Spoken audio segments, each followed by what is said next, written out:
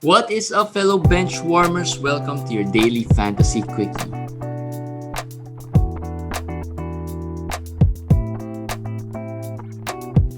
Hey guys, it's going to be a short quickie. Tomorrow Second to the last. Yeah, second to the last. Tomorrow we'll have the final quickie of the season. But today, it's a day before the final day of NBA Fantasy. And still, even if, it's going to be... I think it's not as intense as past weeks because maybe past weeks there were a lot of managers still playing. This week, well, there's still managers still playing. I'm sure commish is still feeling some intense pressure in his matchups. It's more of intense pressure, I guess, and it's hard because you're playing a lot of leagues, so sometimes you're rooting. It's hard for different because players. It's hard because you're so close, but it's still not sure, right? You're so close to that title, to that finals victory championship, but it's not guaranteed yet, right? Anything can still happen tomorrow. The whole week I've been really nervous and I've been trying to just hold on because the injuries like Sabonis, like Rashawn Holmes. How many finals do you have right now? Two finals. Two finals. So I only have two head-to-head left, and then the 3 rotos. Yes, and that's the others are done. That's our 2 leagues. So if he wins both of those, he just got all our money. But as I said, I've been trying to just hold on. I had a good start, and then I lost Rashawn.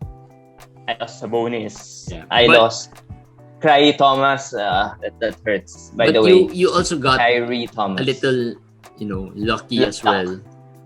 When your opponent had AD, Steph, and KD. KD has not played well this week. This week. Steph missed 1 game. Yeah. AD missed a game also and did not play well before that, although he played well yesterday. Yeah. So in a way, as I said, I've just been holding on day by day. That's what I was doing the whole week, day by day. The problem was the other league, I have players there that I'm playing against in the other league. So it's kind of hard to root for that player. Like Jalen McDaniels a while ago had 15 points and 10 rebounds, which I needed because I needed the 10 rebounds in this particular league. But I could in the other league, our rebounds was close. Yeah. So the 10 rebounds helped my opponent. So sometimes, you just don't know how to feel about it already. Whatever. It's part of, playing multiple teams in fantasy basketball. But just to ask a question, maybe you are in 2 finals. You've been pretty much successful in the other leagues as well. Top 3 or at least playoffs at least. What do you think was the key, at least for these 2 teams that went into the finals? Well, let's face it, in our 2 leagues, it's not... The moves have not been as active as before. Before, we've had trades. This year, I think people have been busy. People were not as serious, maybe, or not as focused on the leagues. But to maintain that stretch of being number 1 and going into the finals is still difficult. Yeah, but as you said, it was easier in that sense that nobody was trading. Not much people were trading. So if you have a good draft, you basically have a big edge. And in the other league, the league where I lost Holmes and Sabonis, I had a good draft. And I had a very deep team. So I did lose some players to injuries here and there, but nothing too serious, not like the other managers who lost a lot more players for a longer period of time. I lost players, but maybe for 2 weeks, 3 weeks. Christian Wood, by the way, I lost Christian Wood there also. So I have Holmes, I have Sabonis, I lost Christian Wood. So that's three players. Three centers, three big three men. centers, and I lost Thomas Bryant there also. So that's 4. So the key there for me was the ad drops. I'm not saying anything against our opponents, but the ad drop was kind of slow this year. I don't know why, but I'm not. No, it's I'm not that it's kind of slow. I think doing this daily quickie thing Yes. helped a lot I guess. because even for me, I got to find out certain players who could perform just basing it from the quickies, right? So I think even for us, it has been helpful. I mean, we've gotten some comments on the last quickie post that you made, and they said that it really helped, but it really for us as well. I think it also helped us find out certain players, research certain players, right? Yeah, that's true. But in a way, I still feel that the moves of some managers were a little slower, not like before. Because before in our league, it was really fast. So that allowed me to adjust quickly. I also have Larry Nance, by the way, in that league. So I also lost Larry Nance. So I had lots of players I lost, but I was able to add I had KPJ in that league also. So then I lost KPJ. So the crucial thing there was getting the bye week. That was very crucial. I was really aiming for that the whole time. I was just aiming for the bye. I was aiming for top 2. I was not thinking of anything else but just the top 2. And when you get into the bye, prepare for the semis. That's what I did. I prepared for the semis, and it helped me because I was able to get Kyrie Thomas and Hernan Gomez early in the semis without using my moves for that semis week.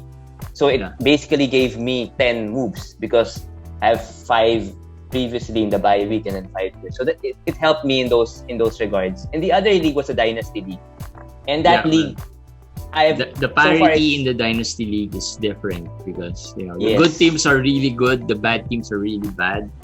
That's where I really have been struggling in terms of. I thought I drafted pretty well, but I think it was not balanced enough. Well, I got unlucky as well with AD getting injured and some players get injured. But parity is also something in the dynasty leagues. I've been okay in that league for 4 years. It's their 4th year. Every year I've been in the finals or semi-finals in that league. And my strategy in that league is just basically go with depth. Because it's a 15-man league. And I don't really think too much about it being a dynasty league. Some managers play it too hard. Like, I'm going to keep this player because I'm going to keep him. I'm going to do this, I'm going to do that. I don't care. I just get as much good players as possible because, as I said, it's a 15 roster league. Yeah. So it's a head-to-head league. The more players you play, the more chances you win. Yeah. That's how head-to-head is. As our friend Max said, in head-to-head, it's more games win. It's as simple as that. Yeah, and the one that you mentioned, I think in yesterday's quickie, the 10th category in the 9th category would be the availability and being able to play most of the games, if not all of the games, and that would be crucial. Like, the MVP of the fantasy season, Jokic has played 70 games, right? 71 games. 70. If he plays tomorrow, I think it's 71. I think he missed 1 game. He did miss 1 game this year. 71. That's a big number already for someone who is performing really well. For being the top fantasy player, right? I mean, Chris Paul, for example, hasn't missed much games. Like many people would always, assume, right? So having these players play is going to be crucial. Like players like Kawhi played pretty much well, at least the number of games throughout the season until the final weeks, I guess. He just screwed you in the past couple of weeks, right? Or 3 weeks for that matter. There's only one player I have in both of my leagues right now. No, Chris Paul.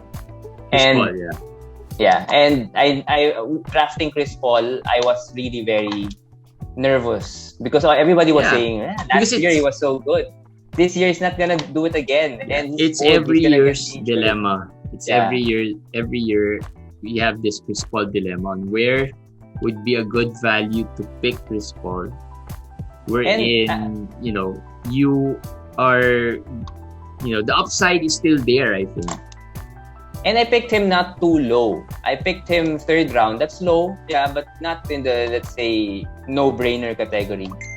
But well, that's low if we look at, in hindsight, that's gonna be, pretty low because he's top bordering first round value, right? Again, last year he was bordering first round value, and the only reason I was picking him because for me it was value. Now I usually never pick somebody injury prone, an old like Chris Paul, but I just closed my eyes and said, whatever happens, and it paid off. And I'm not saying I saw it happening, I saw it coming. I had a lot of luck this year. And Jeremy, we talked about it in the semifinals, how lucky I was just to be able to survive that semifinal. So luck is really, really a big factor. Luck is a big factor in fantasy. And, sometimes you just can't do anything about it. It's just how it is. Right? That's how fantasy fantasy is. I would also think that there are a lot of managers who got Chris Paul are probably in the semis or in the finals. Pretty sure they made it. Yes. Because I'm sure, he's been picked third, fourth round value in the drafts, and then giving you first round, second round value. So that's a solid pick already for someone like Chris Paul. But next year,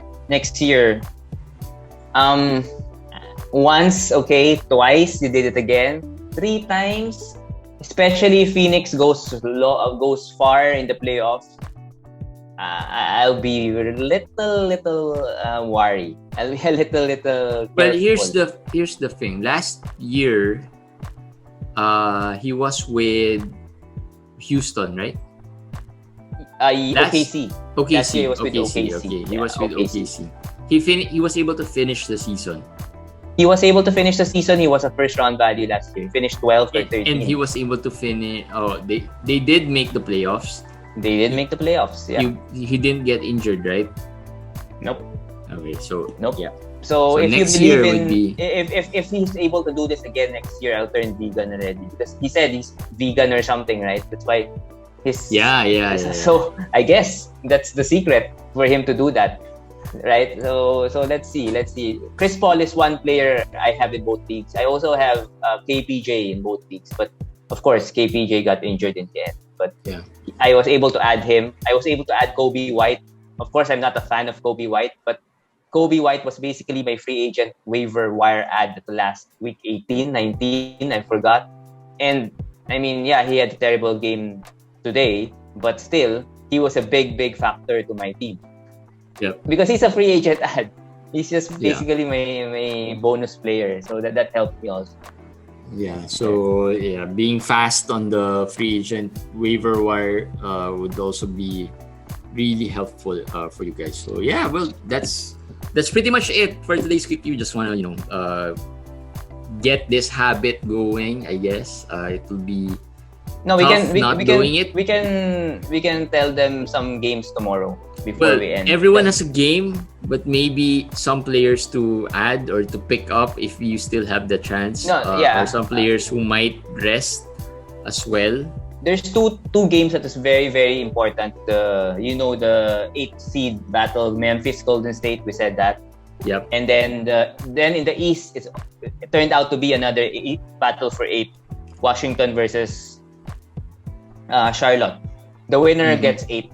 So it's also a winner takes 8 situation. So and by the way, Miles Bridges played well, and he had 30 points. I think 5 and 4 or 4 and 5.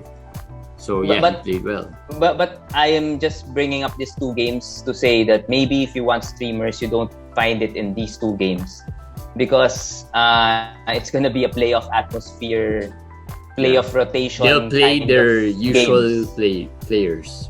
Yes, like Golden State probably will play 7-8 players. Jordan Poole will probably be one of the only few maybe streamer that could have some value. But if you want really good streamers, you go to the games with no bearing. Yep. The Bulls, the Spurs, their games, Houston, the same suspects. They're the ones that I was able to use Drew Eubanks today, and I'm happy about it because he gave me 11 rebounds. A lot of people have been asking me if Jakob Poeltl, if Zach LaVine will play tomorrow, if Joel Embiid will play tomorrow. Well, surprisingly, Embiid is probable. Embiid is but probable. Embiid hasn't been playing well over the past few games. Yeah, I mean, this week hasn't probable. been really Good. Good for him. So I mean, Yes. I saw Romulo complaining, one of our followers, Romulo complaining about Embiid's field goal this week has been pretty bad. It was terrible. So but Ben Simmons, Same goes for Vucevic. Yeah. Ben Simmons, Tobias, Seth Curry, I think they're gonna miss today's game. Embiid is probable, so I'll say it's a 50-50 chance he plays, but I don't think he'll play a long 20 minutes. If you have other options besides Embiid, it might be silly to say just bench him. But I'll go there. I mean, for tomorrow, Embiid, or let's say Jackson Hayes, or let's say even Najee Marshall. I feel they might have better value tomorrow because Embiid might play to 15 minutes and just not play again. So you look at teams with nothing to play for. Orlando, Mo Bamba was dropped. He's actually a free agent in one of our leagues. Nobody picked him up. But tomorrow, Wendell Carter Jr. is not sure to play. No bearing game. I think Mo Bamba might have a big game tomorrow. So those are some players. Mo Bamba's the type of player who has been playing well. It's just that most likely he'll still be given enough playing time, even if they're not really playing for any. And Kevin Love will not play tomorrow, so it's basically one game. He came back for one game to let Jeremy win the bet, and then skip the last two games. So Jeremy won it by one game. That one game, he won the bet by. Imagine how lucky I am. Man. I wish we would have bet that pot that Eric might win tomorrow. No. I'm happy with my pot this year, win or lose tomorrow, because of course that's two solid championships. I won one already, and I won a third place already. So four, and I won the biggest one. I won the most important one. So I'm happy. I'm very happy with that. Yeah, because that's a big pot. So that's so important. Imagine he is top 3 in 4 leagues, right? Pretty much. Yeah. And in 3 of those, he could win. All 3, right? 3 well, if we win our Roto, we hope to win our Roto. Yeah, that's another one. So we're taking. We want to win that. Keeping our fingers crossed there. In our Roto league. So we're hoping that we can get that tomorrow, or we'll pretty much find out early this morning. So I'm not sure if I'm gonna wake up at around 3 or 4 in the morning to check what happens there, but we are hoping it's gonna be close. We're tied right now at first. 2 teams are tied, but one team has no games left. We have 5, right? 5 or 6? Yes, 5 games. We have 5 games tomorrow. 5 games, 5 players is gonna be playing tomorrow. So we'll see what happens. Some of those players. Well, we have Lillard and Nurkic, who would most likely be playing, right? But everybody that we're playing tomorrow should play. I mean, Atlanta has something to play for, so I hope John Collins plays also. He plays well. I think it's only Middleton who probably will not have anything to play for, but we have some contingencies. Yeah, we're pretty much ready. We pretty much did everything we could. We have everything planned out, and we won't divert to that plan like we did the other day. No, but this season in Roto, I'm happy with this Roto. It's textbook. What we did was textbook until the end. Yeah, and if we lose, you said we drafted well. We added well. We got unlucky in some players because of injuries, but we managed to stay there. We dealt with injuries well. We added well. Whoever was hot, we have them. And in the end, we also made sure of our moves and everything. So if we lose, we lose. It's just like that. Yeah. We can't do anything else. Yeah. Maybe it's not our year. Yeah. But well, we'll see. We'll let you know tomorrow. Tomorrow we'll have another quickie. Probably the last for the season, and then after that we'll probably have a weekly show. We'll continue with the weekly. We have some fantasy stuff planned out still. probably 2 weeks after the fantasy season ends. But from after those, it's more really about playoffs, the NBA, and whatever basketball happens. I think there are some Gilas news or whatever is happening in the local scene. Kobe Bryant got inducted today. I'm not sure if Commish cried during the speech, but yeah, it's a great. I guess it was a nice tribute, great speech by Vanessa Bryant. And well deserved. Yep, definitely. Of course, not we are Lakers fans, so we highlight Kobe Bryant, but of course, Duncan and Garnett. Those are just them as well. supporting players. And finally, Ben Wallace is, I think, next year. Ben Wallace and Chris Webber. Chris Webber. So just great time for basketball. At least everything seems to be starting to get to normal or getting back. So yeah, we'll see you again tomorrow. Final quickie would be tomorrow. And as always, thank you for listening. Thank you for supporting us throughout the season. We'll say our goodbyes for the quickie at least tomorrow. We'll see you again tomorrow, guys. Bye.